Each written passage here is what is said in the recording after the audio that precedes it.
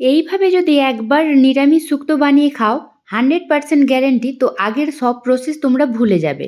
So hello guys, welcome to Shrabani cooking channel. আজকে আমি বানাবো একদম অনুষ্ঠান বাড়ির মতো নিরামিষ শুক্তো। এইভাবে একবার শুক্তো বানিয়ে খাও, তোমরা আগের সব নিয়ম ভুলে যাবে, তোমাদের আমি গ্যারেন্টি দিলাম। তো ভিডিওটি শেষ পর্যন্ত দেখতে থাকো।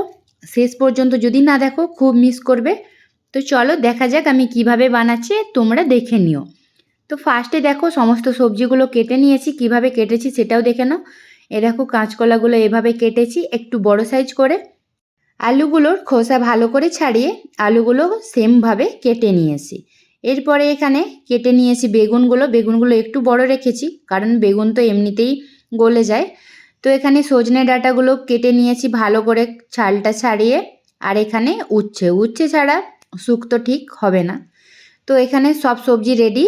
আর এদিকে আমি নিয়েছি পোস্ত আর কাজু। তো এটাকে আমি মিক্সিতে পেস্ট করে নেব। এরপরে দেখতে থাকো। তো কড়াইতে অনেকটা রিফাইন তেল নিয়ে ফার্স্টেই তেলটা ভালো করে গরম করে আমি এখানে আলুগুলো কষে নেব। এক এক করে সমস্ত সবজি কষে নেব। তো দিয়ে দিলাম পরিমাণ মতো লবণ। তো চলো একদম ভাজার পর তোমাদের দেখাচ্ছি। তো দেখো আলুগুলো এখন ভাজা হয়ে গিয়েছে। ভাজার পরে আমি দিয়ে দিলাম একদম অল্প পরিমাণে হলুদ গুঁড়ো কালারের জন্য। তো আলুটা ভাজা হয়ে গিয়েছে, এটা এখন একটা পাত্রের মধ্যে নামিয়ে নেব। এইভাবে বাকি সবজিগুলোকে আমি একইভাবে কষে নিচ্ছি। তো এরপরে আমি কাঁচকলাগুলো দিয়ে দিলাম। তো কলাগুলো সম্পূর্ণ দিয়ে দিচ্ছে। তেল অনেকটা পরিমাণে আছে, সেই কারণে আমি পুরোটাই একসাথে দিয়ে দিলাম। তো এরপরে দিয়ে দিলাম পরিমাণ মতো লবণ। সব সবজিগুলোকে লবণ আর আমি হলুদ একটু দিয়ে কষিয়ে নেব। একদম ভালো করে কষিয়ে নিচ্ছি, দেখতে পাচ্ছ তোমরা। তো চলো দেখাচ্ছি। তো দেখো কলাগুলো একদম ভাজা হয়ে গিয়েছে। তো কলাগুলো এরকম করে ভালো করে ভেজে এটাও এখন আমি নামিয়ে নিচ্ছি। তো চলো নেক্সট এরপর দিয়ে দিলাম সজনে ডাঁটাগুলো। ডাঁটাগুলো একদম ভালো করে মানে ব্রাউন কালার করে ভাজবো না, তাহলে কিন্তু খেতে ভালো লাগবে না। কীরকম ভেজে নিচ্ছি তোমরা দেখতে থাকো। তো সব ডাঁটাগুলো আমি দিয়ে দিলাম, এরপরে দিয়ে দিলাম পরিমাণ মতো লবণ। তো এরপরে ভালো করে নাড়াচাড়া করে আমি ভেজে নিচ্ছি। ঠিক যখন এরকম হবে, তো দেখো এতটাই আমি ভেজে নিয়েছি, আর বেশি এর থেকে বেশি ভাজবো না। তো এখন নামিয়ে নিচ্ছি। এরপর আমি বেগুনগুলো ভেজে নিচ্ছি। আর বেগুন অনেকটা লাস্টে ভাজলাম, কারণে বেগুনে অনেকটাই তেল টেনে নেয়, সেই কারণে একটু দেরি করে ভাজলাম। তো দিয়ে দিলাম পরিমাণ মতো লবণ দেওয়ার পর ভালো করে আবার কষিয়ে নিচ্ছি। ভালো করে এইভাবে সমস্ত সবজিগুলোকে কষিয়ে নিতে হবে, তবেই শুক্তো টেস্ট লাগবে। তো ঠিক এইভাবে ভেজে নিয়েছি বেগুনগুলো। তো এই বেগুনগুলো আমি নামিয়ে নিচ্ছি পাত্রের মধ্যে। এরপরে একদম লাস্টে আমি এখন ভেজে নিচ্ছি উচ্ছে। তো উচ্ছে একদম তেল যখন কমে এসেছে আমি সেই তেলে ভেজে নিচ্ছি, কারণ নাহলে পুরো কড়াইটাই তেতো লাগবে, তাহলে কিন্তু শুক্তোটা একটু বেশিই তেতো হয়ে যাবে। তো উচ্ছেটা দিয়ে আমি দিয়ে দিলাম পরিমাণ মতো লবণ। আর তোমাদের বলে দিই, সব সবজি কিন্তু আমি কেটে ধুয়ে একদম জল ঝরিয়ে ফ্রেশ করে রেখেছিলাম, তারপরেই তোমাদের দেখিয়েছি। তো এইভাবে নাড়াচাড়া করে বেশ ভালো করে উচ্ছেটাও ভেজে নিতে হবে, ঠিক এইভাবে। তো ভেজে নিয়েছি দেখো উচ্ছেটা। আর এরপরে উচ্ছেটাকে নামিয়ে নিচ্ছি আমি। তো নামিয়ে কড়াইকে ভালো করে ধুয়ে আমি তারপরে অল্প পরিমাণে তেল দিয়ে বড়ি ভেজে নিচ্ছি। শুক্তো বড়ি ছাড়া ভালো লাগে না। আর এটা একদম ঘরে হাতে বানানো বড়ি, সেই জন্য একটু ছোটো সাইজ। তো ঠিক এরকম ব্রাউন কালার করে বড়িগুলো ভেজে নামিয়ে নিলাম। তো দেখো সমস্ত কিছু ভাজা কমপ্লিট, কলা, আলু, উচ্ছে, ডাঁটা, বড়ি, বেগুন। তো সমস্তগুলো তোমাদের দেখিয়ে দিলাম কত সুন্দর করে কিভাবে ভেজেছি। এরপরে নেক্সট চলো, কড়াইতে তেল গরম করে নিয়েছি আমি রিফাইন তেল, আর দিয়ে দিলাম 5 ফোড়ন, শুকনো লঙ্কা, তেজপাতা। তেলটাকে একদম ভালো করে গরম করে তারপরে দিলাম গোটা জিরে। তো এরপরে দিয়ে দিলাম আদা কুচি। আর বলে রাখি, তেল ভালো করে একদম গরম করে কিন্তু এই 5 ফোড়ন বা তেজপাতা লঙ্কা দেবে, তাহলে শুক্তোর টেস্ট ভালো হবে।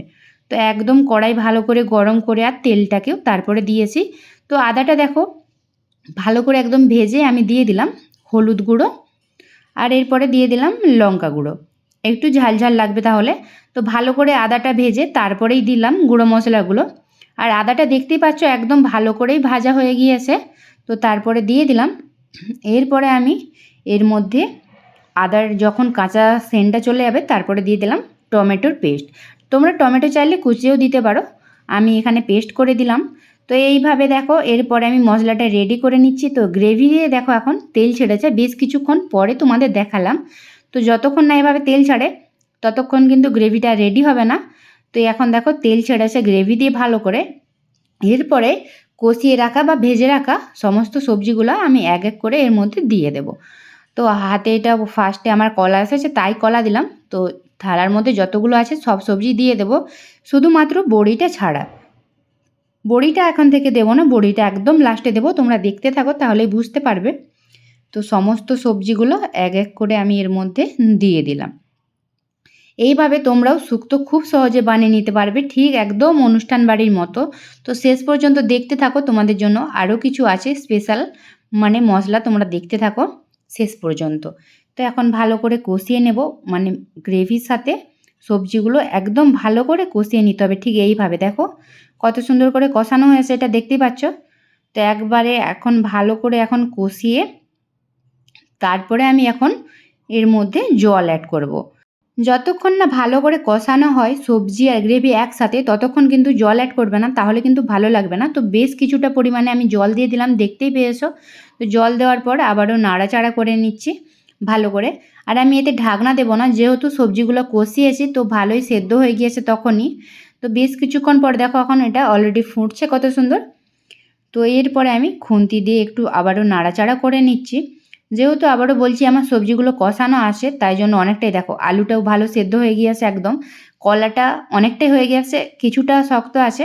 তো কিছুক্ষণের মধ্যে এটাও সেদ্ধ হয়ে যাবে ভালো করেই। এরপরে আমি যে তোমাদের প্রথমে দেখিয়েছিলাম কাজু আর পোস্তুর পেস্ট, তো সেটা এক বাটি হয়েছে, এটা দিয়ে দিলাম কাজু আর পোস্তুর পেস্ট। তাহলে কিন্তু শুক্তোর টেস্ট লাগবে। আরও কিছু দেবো, তোমরা দেখতে থাকো শেষ পর্যন্ত।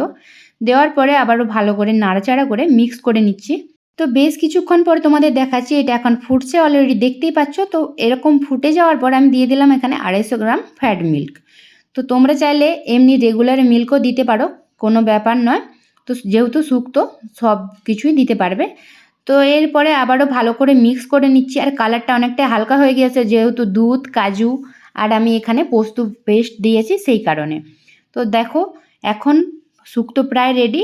এরকম শেষ পর্যায়ে আমি দিয়ে দিলাম ভেজে রাখা বড়িগুলো। তোমরাও একদম শেষের দিকে বড়িটা অ্যাড করো। তো আরও কিছু দেবো, তোমরা দেখতে থাকো। তো 1 চামচ চিনি দিয়ে দিলাম, এর কারণে শুক্তোর টেস্টটা আরও অনেক ভালো হবে। তো এরপরে দিলাম 1 চামচ ঘি। তো এরপরে আমি আরও 2 চামচ দিয়েছি, তোমাদের সেটা দেখানো হলো না আর, ভিডিওটা তাহলে আরও বড় হয়ে যেত। তো দেখো এইভাবে আমি রেডি করে নিলাম একদম অনুষ্ঠান বাড়ির মতো নিরামিষ শুক্তো। তোমরা খুব সহজে বানিয়ে নিতে পারবে, আর বাড়িতে বানিয়ে খেতে পারো গরম গরম ভাতের সাথে। এইভাবে অনুষ্ঠান বাড়ির মতো একদম নিরামিষ শুক্তো।